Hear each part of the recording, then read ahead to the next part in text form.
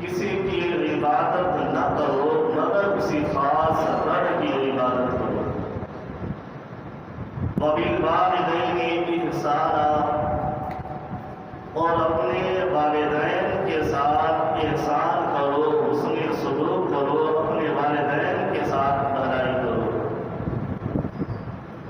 اما یبلغن عندک الکبر احدہما او کلاہما، اما یبلغن عندک الکبر، اگر ان دونوں میں سے ایک یا دونوں کبر بڑھاپے کی عمر تک پہنچ گئے ہیں، بوڑھے ہو گئے ہیں، کلاہما فلا تقل لہما اف ولا تنہرہما، تو ان سے کلام کرتے ہوئے لفظ اف بھی نہیں کہنا۔ وقل لہما قولا کریما، جب بھی اپنے والدین سے بات کرنی ہے تو کریم لفظوں کے ساتھ، نرم لفظوں کے ساتھ، اچھے الفاظوں کے ساتھ اپنے والدین سے گفتگو کرنی ہے۔ یہ کسی مولوی کا حکم نہیں ہے، بلکہ یہ قرآن کہتا ہے کہ اپنے والدین سے قولا کریما کے انداز سے گفتگو کرنی ہے۔ وَاخْفِضْ لَهُمَا جَنَاحَ الذُّلِّ مِنَ الرَّحْمَةِ، اور ان کے لیے اپنے ہاتھوں کو نرم رکھنا ہے، گفتگو نرم رکھنی ہے۔ وَقُلْ رَبِّ ارْحَمْهُمَا كَمَا رَبَّيَانِي صَغِيرًا، تو پھر اپنے رب سے ان کے لیے دعا مانگنی ہے کہ اے اللہ میرے والدین پر رحم فرما، کما ربیانی صغیرا، جیسا کہ انہوں نے میری چھوٹی عمر میں میرے اوپر رحم فرمایا تھا۔ تو اللہ رب العزت سے دعا کا تعلق بھی ہے، اس میں سلوک کا ذکر بھی ہے، اور ان سے گفتگو کرنے کا سلیقہ بھی قرآن نے بتایا ہوا ہے۔ آگے ہمارا عمل ہے کہ ہم قرآن کو چھوڑ کر رسم و رواج پر آ جائیں یا اپنی زبانی پر آ جائیں تو یہ ہماری غلطی ہے، لیکن قرآن تو یہ فرماتا ہے کہ وَقُلْ لَهُمَا قَوْلًا كَرِيمًا، والدین سے جب بھی بات کرنی ہو تو نرم انداز سے، پیارے اور میٹھے انداز سے گفتگو کرنی ہے۔ تو ہماری گفتگو کا جو زبانی کا عالم ہوتا ہے تو لب و لہجہ جو ہوتا ہے وہ سخت ہو جاتا ہے، تو ایسے سخت لہجے سے بھی بچنا واجب ہے، لازمی ہے، کیونکہ اگر ہم سخت لہجے سے بات کریں گے تو والدین کے دل کو ٹھوس پہنچے گی، تکلیف پہنچے گی، تو ان کو تھوڑی سی تکلیف پہنچانا بھی اپنی اولاد کے لیے حرام ہوتا ہے۔ تو یہاں پر اللہ رب العزت نے اس قرآن پاک میں وَقَضَىٰ رَبُّكَ أَلَّا تَعْبُدُوا إِلَّا إِيَّاهُ وَبِالْوَالِدَيْنِ إِحْسَانًا، دو باتوں کا میرے رب نے حکم دیا۔ ایک تو اس کے ساتھ کسی کو شریک نہیں ٹھہرانا، خالصتاً اسی کی عبادت کرنی ہے۔ اگر کسی بھی اللہ کے علاوہ سے کسی کی بھی عبادت کی نظریے سے، عبادت کے لحاظ سے کسی کو بھی سجدہ کر دیا تو بندہ دائرے اسلام سے خارج ہو جاتا ہے، چاہے وہ کتنا بڑا قطب ہو، حقدار ہو، ولی ہو، جو بھی ہو۔ سجدہ صرف میرے رب کی ذات کو ہے، عبادت صرف میرے رب کی ہے۔ رب کے علاوہ کسی کو بھی عبادت کی نظر سے سجدہ کرنا بھی حرام ہوتا ہے، انسان علیہ السلام سے خارج ہو جاتا ہے۔ ہمارے یہاں کچھ دعانا ہوتے ہیں جو جا کر مدار میں سجدے کر رہے ہوتے ہیں، تو مدار میں سجدے کرنا حرام ہے، کیونکہ غیر اللہ کو سجدہ کرنا ہی حرام ہے۔ اللہ نے اپنے علاوہ کسی کو حکم نہیں دیا کہ اس کو بھی سجدہ کرنا ہے، اس کو بھی سجدہ کرنا ہے۔ سجدہ صرف میرے رب کی ذات کو ہوتا ہے، چاہے دنیا میں چاہے جتنا بھی بڑا عالم ہو یا جاہل ہو، تو سجدہ صرف، عبادت صرف میرے رب کی ہوتی ہے، کسی غیر خدا کی عبادت نہیں ہوتی۔ اگر کسی غیر خدا کی عبادت کا حکم ہوتا تو میرا رب جس طرح اپنی عبادت کے ساتھ والدین کے ساتھ حسن سلوک کا حکم دیتا ہے تو اولاد کو حکم دیتا کہ اگر ہوتا تو، لیکن اللہ نے اپنے علاوہ کسی کو سجدہ کرنے کا حکم نہیں کیا۔ تو یہاں پر اللہ رب العزت نے اللہ تعبدوا الا ایاہ، عبادت صرف میرے رب کی ہے اور میرا رب یہ حکم دیتا ہے۔ اور یہاں پر دوسری بات وبالوالدین احسانا، اپنے والدین کے ساتھ احسان کرنا ہے۔ یہ دو چیزوں کا حکم دیا، جہاں پر اپنی عبادت کو جوڑا ہے وہاں پر اللہ رب العزت نے والدین کو بھی جوڑ دیا۔ جہاں پر خالصتاً ہم اپنے رب کی عبادت کریں گے وہاں پر کوئی حکم ہمارے اوپر یہ بھی لاگو ہوگا تو خالصتاً اپنے والدین کی خدمت کرنا بھی ہمارے اوپر لازم بن جاتا ہے۔ امام قرطبی علیہ رحمۃ نے اس آیت کے ضمن میں یہ فرمایا کہ اصل میں حقیقی موجب انسان کو بنانے والا میرا رب ہے۔ پیٹ کے اندر نطفہ بنتا ہے، تیار ہوتا ہے، بچہ بنتا ہے، اس کو خوراک ہوتی ہے، اس کی سانس وغیرہ سارا کچھ حقیقتاً اس کی پیدائش یا اس کو پیدا کرنے والا میرا رب ہے۔ تو اللہ رب العزت نے اپنا حقیقی حکم بھی لازم فرما دیا۔ اور اس کے بعد بچہ پیدا ہوتا ہے، پھر اس کی خدمت والدین کرتے ہیں۔ تو والدین جو ہوتا ہے وہ کس قدر اپنے بچے کی فکر میں رہتے ہیں، تو حقیقتاً پیدا کرنے والی ذات میرے رب کی ہے اور مجازت اسے سنبھالنے والی ذات جو ہے وہ والدین کی ہوا ہوتی ہے۔ چھوٹی سی جان ہوتی ہے، اگر والدین بے خبر ہو جائے تو اس کا سانس لینا بھی محال بن جاتا ہے۔ اللہ رب العزت نے بندے کو بنایا، وہ حقیقی مالک ہے، وہ حقیقت کے ساتھ مبنی ہوگا، اور اس کے بعد والدین بچے کا خیال رکھتے ہیں، انہیں جوان کرتے ہیں، جہاں تک کہ جوانی کے عالم میں بھی پہنچ جائیں پھر بھی والدین کو اپنی اولاد کی فکر رہتی ہے، اور والدین کا اپنی اولاد کی فکر میں رہنا یہ مجازی طور پر خیال رکھنے کے مترادف ہوتا ہے۔ تو یوں سمجھیں کہ امام قرطبی علیہ رحمۃ فرماتے ہیں جس طرح اللہ کی عبادت کرنا واجب ہے اسی طرح سے والدین کی خدمت کرنا بھی ہمارے اوپر واجب ہوا کرتا ہے، لازمی طور پر ہوتا ہے۔ اب یہاں پر والدین کے حکم میں بے شمار حدیثیں موجود ہیں کہ حضرت انس بن مالک رضی اللہ تعالیٰ عنہ اس حدیث کے راوی ہے، جو سنن ابو داؤد شریف میں یہ حدیث موجود ہے اور بھی کتب میں موجود ہے یہ حدیث مبارکہ، کہ فرماتے ہیں کہ محبوب مصطفیٰ صلی اللہ علیہ وسلم جمعے کا خطبہ ارشاد فرمانے کے لیے منبر پر چلے تو پہلی سیڑھی پر قدم رکھا تو فرمایا آمین، دوسری سیڑھی پر قدم رکھا تو فرمایا آمین، تیسری پر قدم رکھا تو فرمایا آمین۔ تو منبر اسی طرح جیسے یہ بنا ہوا ہے، اس کی 3 سیڑھیاں ہیں، تو اسی طرح حضور صلی اللہ علیہ وسلم آج بھی مسجد نبوی میں وہ منبر شریف کا عکس موجود ہے، وہاں پر رکھا ہوا ہے۔ تو حضور صلی اللہ علیہ وسلم خطبہ ارشاد فرمایا، نماز جمعہ پڑھانے کے بعد پھر محبوب مصطفیٰ صلی اللہ علیہ وسلم سے حضرت انس بن مالک رضی اللہ تعالیٰ عنہ نے پوچھا، یا رسول اللہ صلی اللہ علیہ وسلم آپ نے آج منبر پر سوار ہوتے ہوئے چڑھتے ہوئے 3 سیڑھیوں پر قدم رکھے اور تینوں پر ہی آپ نے آمین فرمایا۔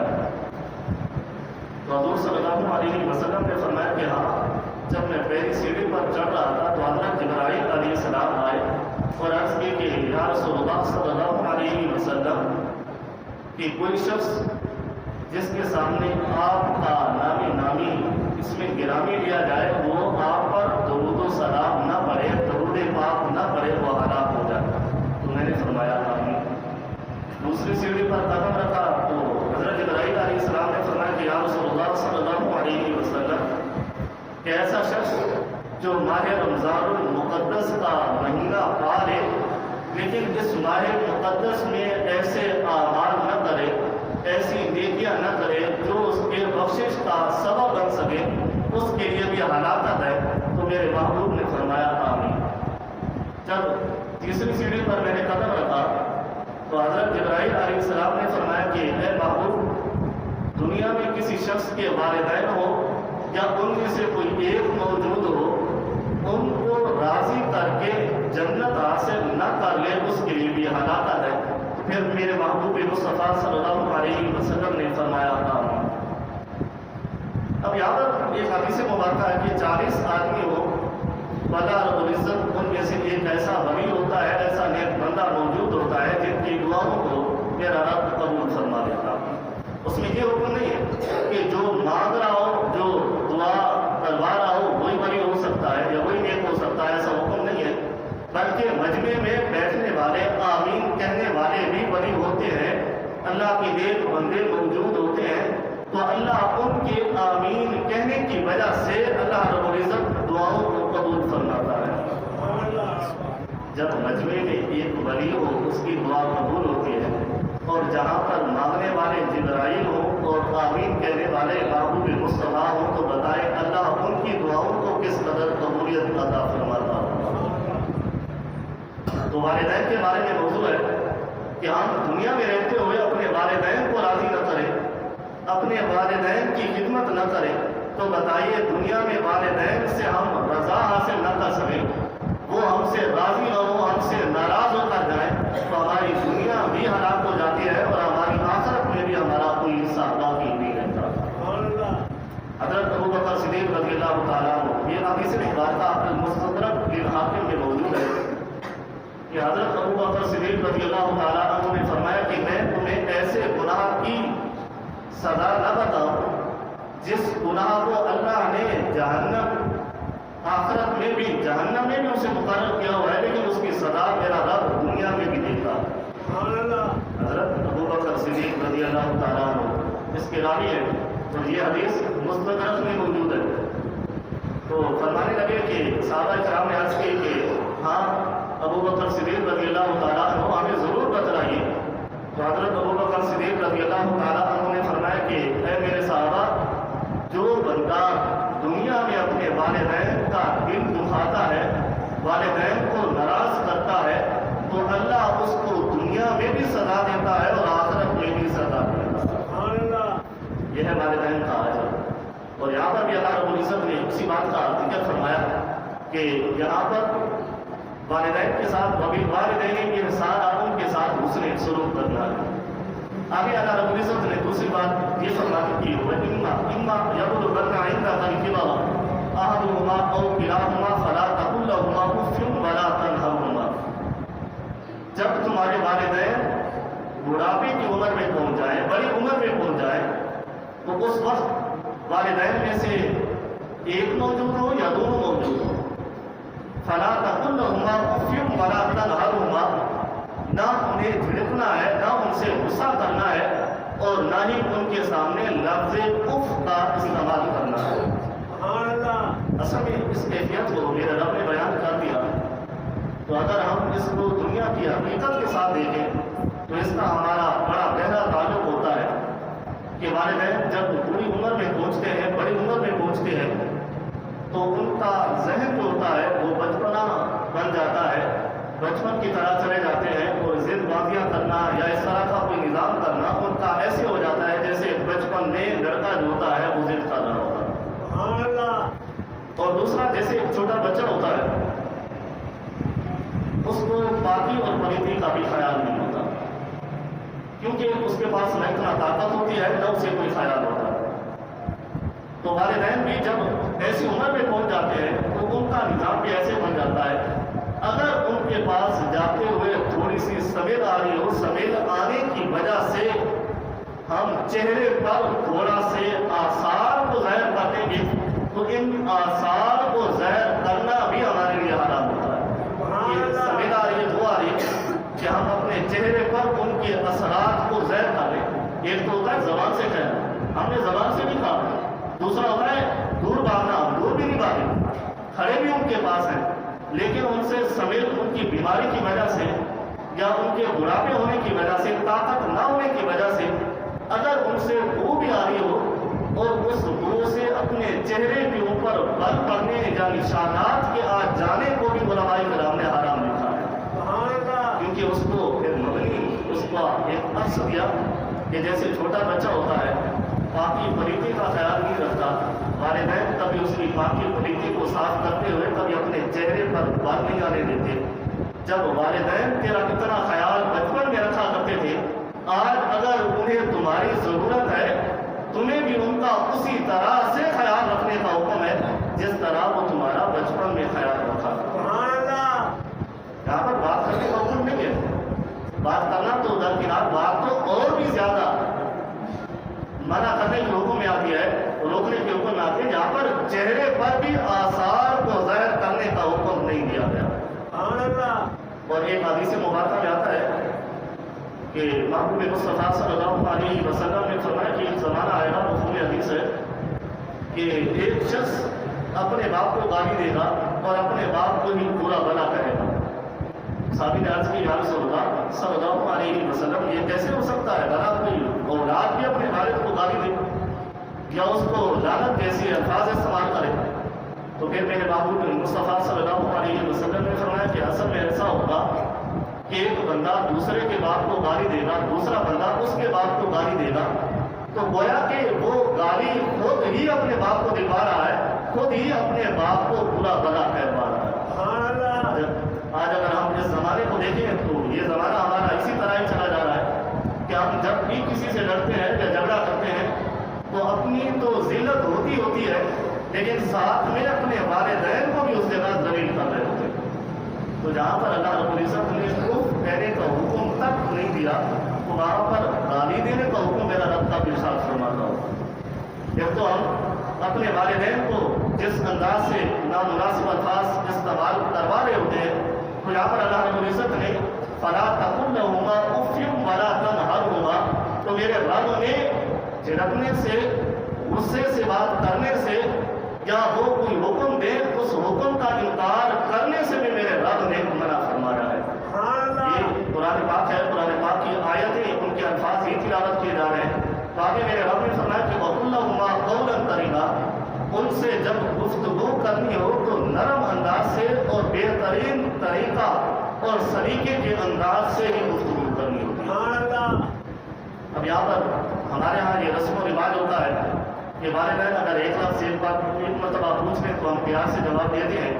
دوسری مرتبہ وہی پوچھ لیں پھر بھی ہم تھوڑا سا پیار کرتے ہیں، لیکن تیسری چوتھی مرتبہ جب ہم سے والدین وہی سوال کریں تو ہمارے تیور بدل جاتے ہیں۔ لیکن میرا رب فرماتا ہے کہ وَقُلْ لَهُمَا قَوْلًا كَرِيمًا، اگر ایک لفظ 100 بار بھی پوچھے تب بھی تمہیں اچھے انداز سے اور واپس سے جواب دینے کا حکم دیا۔ اگر ہم اپنی اولاد کو دیکھیں تو ان سے ہم کتنا پیار کرتے ہیں، ایک لفظ وہ کتنی مرتبہ دہرائیں تو ہم کتنے پیار سے اچھے انداز سے انہیں جواب دے رہے ہوتے ہیں۔ اگر وہی لفظ ہمارے والدین میں سے کوئی پوچھ رہے تو ہمارا تیور جو ہے وہ بدل جاتا ہے، ہمارا انداز بدل جاتا ہے۔ لیکن اللہ کا قرآن فرماتا ہے وَقُلْ لَهُمَا قَوْلًا كَرِيمًا، وہ جیسے بھی سوال کریں، جس طرح سے بھی پوچھیں، چاہے تمہارے تیور بدلے یا نہ بدلے، لیکن حکم یہ ہے کہ وہاں پر جواب دینا ہے تو اچھے انداز سے ہی جواب دینا ہوگا۔ اب جو والدین کی خدمت کرتے ہیں اللہ انہیں دنیا میں بھی مقام اعلیٰ سے اعلیٰ عطا فرماتا ہے اور آخرت میں بھی اللہ انہیں اعلیٰ سے اعلیٰ مقام عطا فرمائے گا۔ ایک تابعی گزرے ہیں جن کا نام حضرت اویس بن عامر القرنی کرم کے شہر میں رہنے والے تھے۔ تاریخ کی سیرت کی کتابوں میں ملتا ہے کہ حضرت اویس قرنی رضی اللہ تعالیٰ عنہ جنہوں نے محبوب مصطفیٰ صلی اللہ علیہ وسلم کا زمانہ پایا، 1 سال نہیں، 2 سال نہیں، بلکہ پورے 20 سال تک محبوب مصطفیٰ کا زمانہ پایا تھا۔ لیکن اللہ رب العزت نے انہیں صحابیت کا شرف حاصل نہیں عطا فرمایا تھا، وہ صحابی نہ بن سکے، لیکن محبوب کا زمانہ پانے کے باوجود بھی ان کے محبوب مصطفیٰ صلی اللہ علیہ وسلم نے ارشاد فرمایا ہوا کہ اپنے والدین کے ساتھ حسن سلوک کرو۔ حضرت اویس قرنی رضی اللہ تعالیٰ عنہ وہ صحابی ہیں، وہ تابعی ہیں جن کی ایک والدہ تھی جو بہت ضعیف تھی، ان کی خدمت میں گزار دیے تھے، ان کی خدمت میں رہتے رہتے عرصہ گزارا، لیکن محبوب مصطفیٰ صلی اللہ علیہ وسلم کی صحابیت کا شرف حاصل نہ ہو سکا۔ صحابی اسے کہتے ہیں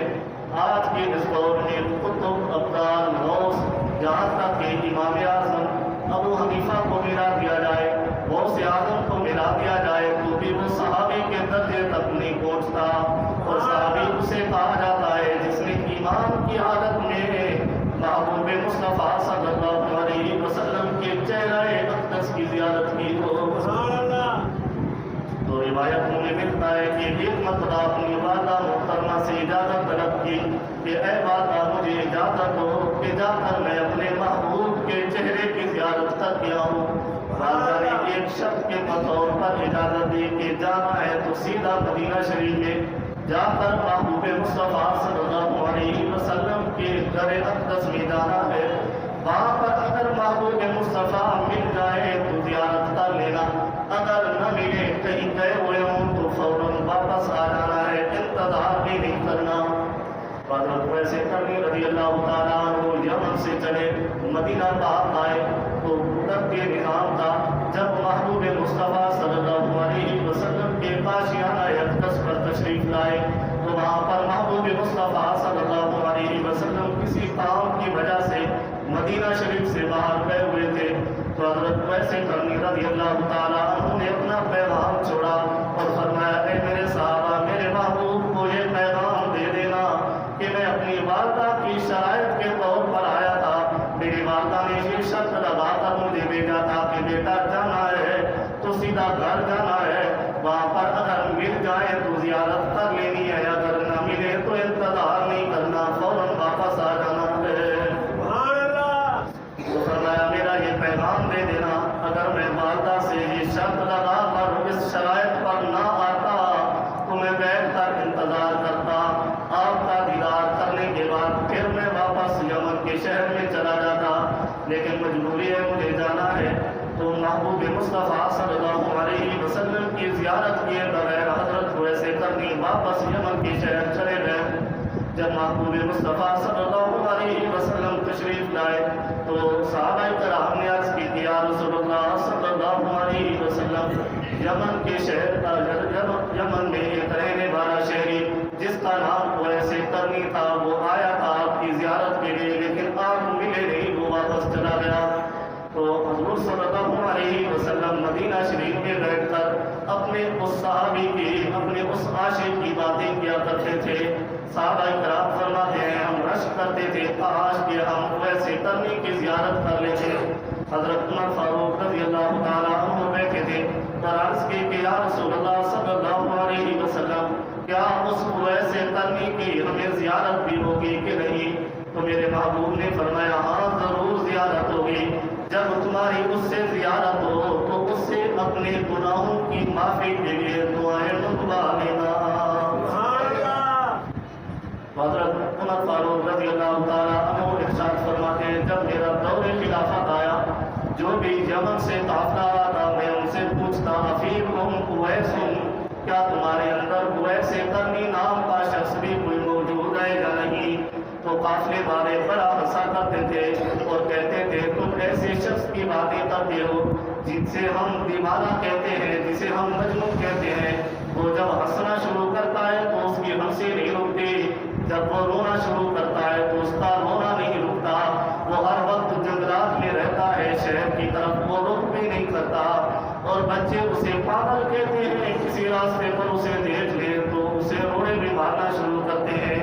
حضرت فاروق رضی اللہ تعالیٰ عنہ ان سے سنتا خاموش ہو جاتے۔ کئی عرصے بعد حضرت ویسے کرنی رضی اللہ تعالیٰ عنہ حج کرنے کے لیے تشریف لائے تو حضرت فاروق رضی اللہ تعالیٰ عنہ نے اس سے پوچھا کہ تم کو ایسے کرنی ہے؟ اس نے کہا ہاں میں تو ایسے کرنی ہوں۔ فرمایا میرے محبوب نے تیرے بارے میں دو نشانیاں بھی عطا فرمائی ہیں، ایک فرمایا کہ انہیں قرض کی بیماری ہوگی لیکن سارے جسم سے ختم ہو چکی ہوگی، ایک درہم کے مطابق ابھی اس کا نشان باقی ہوگا۔ فرمایا وہ نشان دکھا دو، تو حضرت ویسے کرنی رضی اللہ تعالیٰ عنہ نے وہ نشان دکھایا۔ پھر دوسری بات کی کہ میرے محبوب نے یہ بھی فرمایا تھا کہ اس کی ایک والدہ بھی ہے جو بوڑھی ہے، تو اس کی خدمت اس قدر کی ہے کہ اللہ رب العزت اب جب بھی وہ دعائیں کرتا ہے تو اللہ اس کی دعاؤں کو بھی قبول فرما لیتا ہے۔ یہ صلہ کیسے ملا؟ نوازوں سے، نفلوں سے، روزوں سے، فرائض کی ادامہ جو ہے ان سے نہیں ملا، والدہ کی خدمت کرنے سے ملا۔ حضرت ویسے کرنی رضی اللہ تعالیٰ عنہ دوسری روایت میں یہ بھی ملتا ہے کہ حضرت عمر فاروق اور حضرت علی بن مرتضیٰ شیر خدا رضی اللہ تعالیٰ عنہ کے گرو کرم کے شہر میں گئے حضرت ویسے کرنی کو ملنے کے لیے۔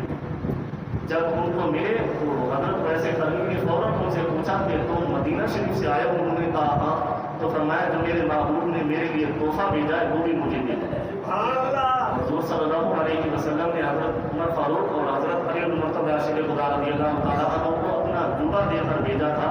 کہ جوبہ مبارک جا کر ویسے کرنی کو دینا اور انہیں کہنا کہ میری گناہ گار امت کے لیے دعائیں کریں.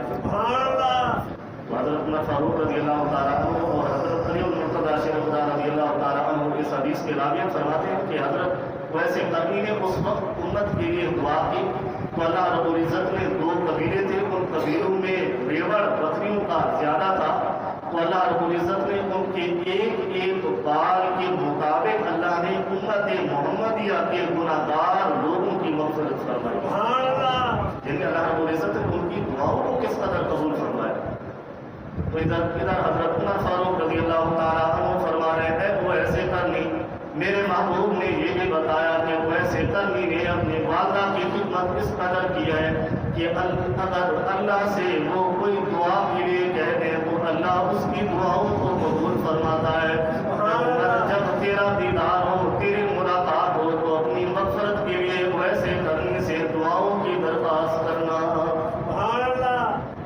یہ مقبول دعا، مستجاب الدعا کہا جاتا ہے.